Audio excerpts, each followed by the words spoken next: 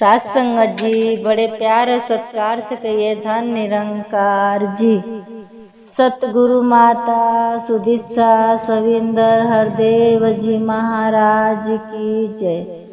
निरंकारी राजमाता गुरु बच्चन अवतार की जय।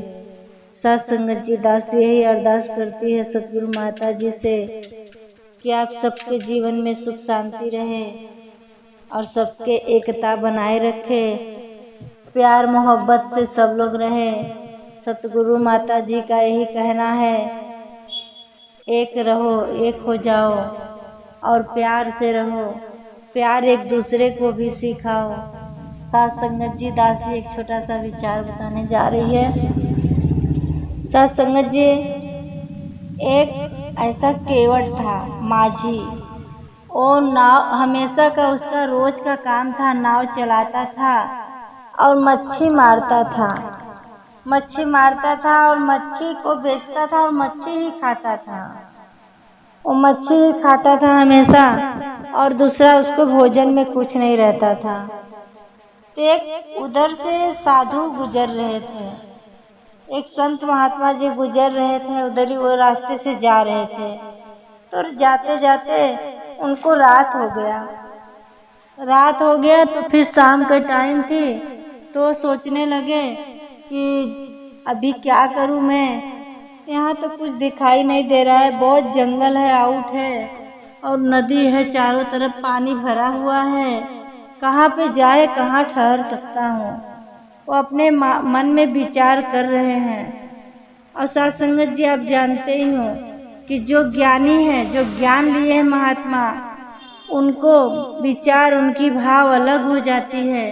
उनको मन में अहंकार नहीं रहता है, वो बड़े छोटे नहीं देखते हैं, सबको एक समान देखते हैं और सबकी कदर करते हैं, सबको मान सम्मान देते हैं, प्यार सत्कार देते हैं।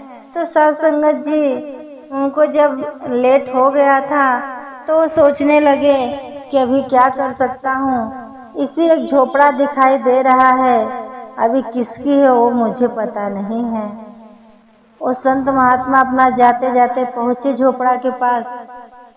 घास भूस रहता है ना, संत महात्मा जी उसी में वो रहता था केवट, वो घर बनाया था वही घास का भूसे का सब। तो उसके झोपड़े में पहुंचे, बोले कोई है, आवाज दिए, केवट ने अंदर से बाहर आया। वो माझी बोलने लगा, वो खुश हो गया कि चलो कोई तो मुझे पुकारने वाला है, कोई तो मुझे आवाज लगाया, इससे बढ़ के कुछ नहीं है। हे परमात्मा, आपका लाख लाख शुक्राना करूं। बताओ कितना शुक्रिया अदा करूं परमात्मा आपका कि किसी को भेजा, कोई मनुष्य रूप धारण करके कोई तो आया है हमारे इधर। अब हमारे जीवन में बदलाव आ जाएगा लगता है। वो सोच रहा था साथ संगत जी, तब से वो बाबा को तो बहुत सारे, वो संत महात्मा को बहुत सारा बास आ रहा है मच्छी का। अब भाई उसकी काम वही है, उसकी बिजनेस वही है, वो खाता भी है मच्छी और मच्छी बेचता था, हमेशा परेशान रहता था मच्छी में ही, बाकी उसके आजू बाजू कुछ नहीं। वो नदी के किनारे ही झोपड़ा लगा के रहता था। तो संत महात्मा जी गए तो उनको इतना के था, उसकी मन में भाव इच्छा जागृत हुआ, उसको बहुत खुशी मिलने लगी। तो फटाफट एक चादर लाया, ऐसी जमीन पे बिछा दिया, बोलना आप बैठ जाइए साधु जी, महात्मा जी आप इसी पे बैठ जाइए। अब वो संत महात्मा जी का तो जी नहीं मान रहा है, वो है साधु, लेकिन बात आ रही है, फिर भी उसका प्यार देखे, उसके प्यार इतनी मोहब्बत थी, वो बहुत खुश था, इसीलिए वो बैठ गए। वो संत महात्मा जी जब बैठ गए तो उनके चरणों में गिरा, नमस्कारी किया और नमस्कारी करके बोल रहा है, अभी हमारे पास तो साधु महात्मा जी सिर्फ ही मच्छी है और मच्छी का ही मैं भोजन करता हूँ, आपके लिए क्या व्यवस्था करूँ, मेरे पास कुछ नहीं है। तो महात्मा जी बोले साधु जी कि ठीक है, आप मत परेशान होइएगा, मैं ऐसी खुश हूँ, आपके प्यार से ये बचन, ये बाड़ी इतनी अच्छी है, आपकी मुंह की जुबान इतनी अच्छी है, मैं आपसे बहुत खुश हूँ। ठीक है, वो संत महात्मा जी बोले तो केवट और खुश हो गया कि चलो महात्मा जी, मुझे साधु महाराज इतना बोले, मेरी मन बहुत गदगद हो गया। तो बोलने लगे साधु महाराज, महात्मा जी बोलने लगे, आप केवट भाई यही कर रहे हो कि कुछ और जीवन में बदलाव लाओगे? तो बोलने लगे, अभी क्या करना है, मेरा जीवन तो बस इतना ही है। बोले, इतना ही नहीं है, जीवन बहुत लंबी है। जो ऐसा कर्म कर रहे हो रोज, वो कर्म चलो तुम्हारे जगह पे ठीक है, लेकिन आप कुछ ज्ञान की बातें सुनो, ज्ञान ले लो। इतनी बड़ी दुनिया है, कहीं न कहीं तो सत्संग होती होगी, कुछ तो आप सोचो। वो बोलने लगे कि आप कभी एक दिन की टाइम निकालो, मौका निकालो, सत्संग में जाओ, गुरु का ज्ञान ले लो, परमात्मा से आपका दीदार हो जाएगा। तो बहुत सोचने लगा, मैं मच्छी मारता हूँ, मच्छी बेचने वाला इंसान, मुझे कौन ज्ञान देगा? मुझे कोई ज्ञान नहीं देगा गुरुवर। बोले, नहीं, आपको ज्ञान मैं देता हूँ। वो साधु महाराज एक थोड़ा दूर पे गए, बोले, आप नहा के अच्छे से आ जाओ, मैं आपके कुटिया के बाहर आपको ज्ञान देता हूँ। फिर उन्हें वो अपना ज्ञान की बातें बताए, ज्ञान दिए, उनको वही ज्ञान अच्छी लगी और फिर वो भी जुड़ गए उनके साथ, और गए, एक दो दिन संगत किए।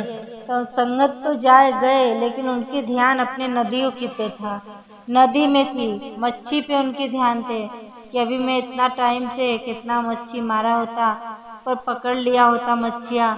अभी तो मैं बाहर यहाँ आया हूँ, मैं मच्छी नहीं पकड़ पा रहा हूँ। पर वो तो साधु चले गए, उनको ज्ञान दे दिए, पर वो अंतर्यामी थे, उनको पता था परमात्मा को कि किसी न किसी भेष में या साधु या कोई संत महात्मा जाए और वो मछुआरा को ज्ञान दे के आए। ज्ञान तो ले लिया सत्संगत जी मछुआरा, पर उसकी ध्यान उसके मच्छी के ऊपर लगी रहती थी। इसीलिए कहने का भाव है सत्संगत जी, सब कुछ अर्पण करना पड़ता है, तन मन धन अर्पण कर दो गुरु के हवाले। गुरु के हवाले कर देंगे सत्संगत जी ना, तो सब संभाल लेते हैं। मेरी सतगुरु माता जी तो इतनी अच्छी है, हम तो उनकी पतंग है, डोरी तो हमारी सतगुरु माता जी के हाथों में है। सत्संगत जी, माता अगर जैसी चाहे वैसी चलाए, वैसे हम लोग चलेंगे, हम तो उनके आंखों के इशारे पे चलेंगे। सत्संगत जी, जो अपने सदगुरु माता जी के आगे से वचन आता है, श्रवण करो सत्संगत जी, सतगुरु माता जी के वचनों पे चलेंगे, उनकी दामन पकड़ के रखेंगे, आपको कभी दुख नहीं आएगी सत्संगत जी, कोई कठिनाई नहीं आएगी, बहुत खुश से जिंदगी बीत जाएगी। सेवा सत्संग सिमरन में लगे रहो सत्संगत जी, और दासी से भी कुछ कहने में गलतियां हुई रहेगी, दासी के मुंह से निकला होगा कुछ अनाप शनाप, तो दासी को भी क्षमा करना सत्संगत जी, और दासी को भी यही आशीर्वाद देना, सेवा सत्संग सिमरन में लगे रहें। दासी भी और प्यार और सत्कार से कहिए, धन निरंकार जी।